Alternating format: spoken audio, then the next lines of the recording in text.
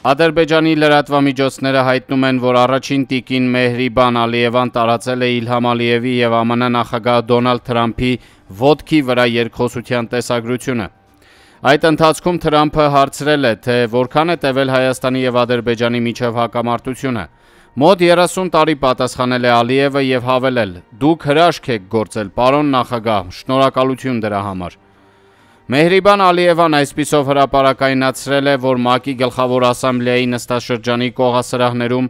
Իլհամ Ալիևը Միացյալ Նահանգների նախագահին վերավստահեցրել է, որ օգոստոսի 8-ին Հայաստանի վարչապետ Նիկոլ Փաշինյանի հետ Սպիտակ տանը ձեռք բերված պայմանավորվածությունները մնում են ուժի մեջ։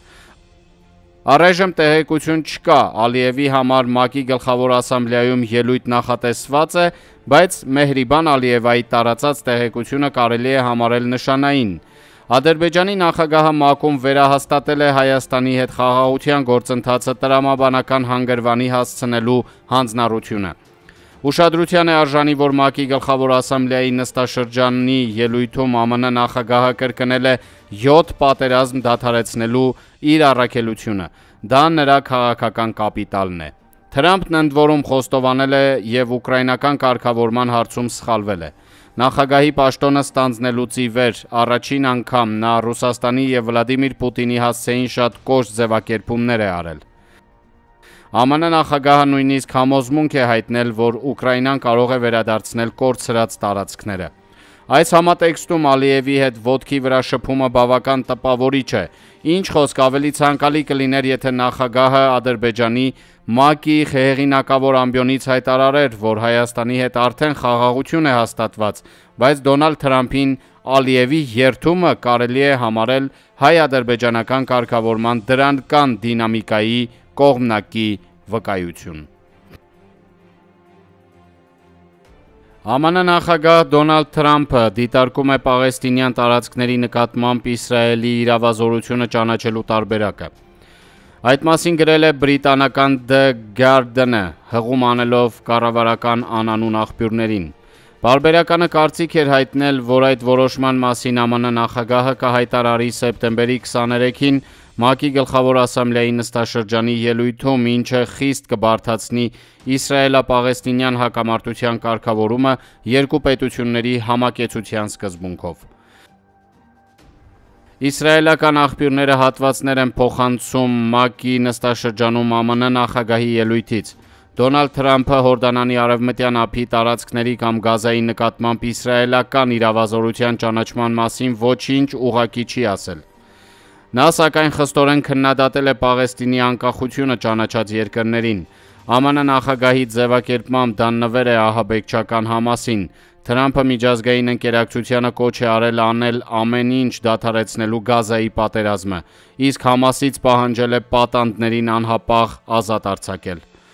Պաղեստինի անկախությունը ճանաչել են Մեծ Բրիտանիան եւ Ֆրանսիան, ինչպես նաեւ եվրոպական այլ երկրներ։ Իսրայելի թե կառավարությունը, թե ընդդիմությունը կտրականապես մերժում են հրեական տարածքների սրտում ահաբեկչական պետություն ստեղծելու ծրագիրը։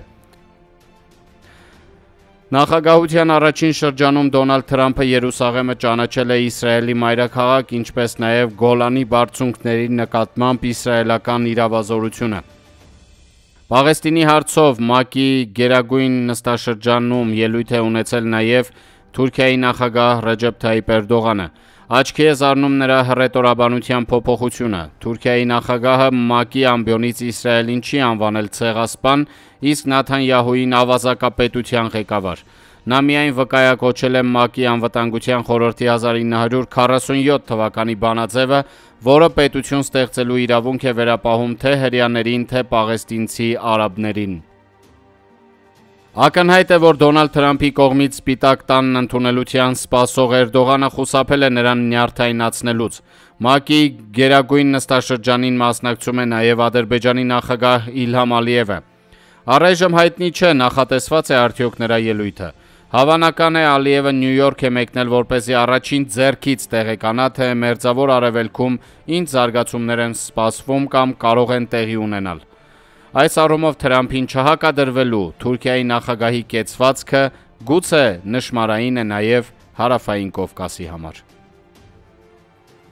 Օրերս Ադրբեջանի պետական անվտանգությունը Բաքվում ձերբակալել է Սոկար պետական նավթագազային ընկերության ներդրումային դեպարտամենտի նախկին տնօրեն Ադնան Ահմեդզադեին։ Նա մեղադրվում է Բաքվի նավթային թերմինալ քլորիդներով աղտոտված նավթ ներկրելու և Բաքու-Ջեյհան խողովակաշարն աղտոտելու մեջ, ինչի հետևանքով եվրոպական տասնյակ ընկերություններ ավելի քան 2 ամիս դադարեցրել են ադրբեջանական նավթի գնումները։ Մասնագետների հաշվարկներով այդ ընթացքում ադրբեջանական նավթի գները նվազել են, իսկ պետությունը կրել է ավելի քան 2 միլիարդ դոլարի վնաս։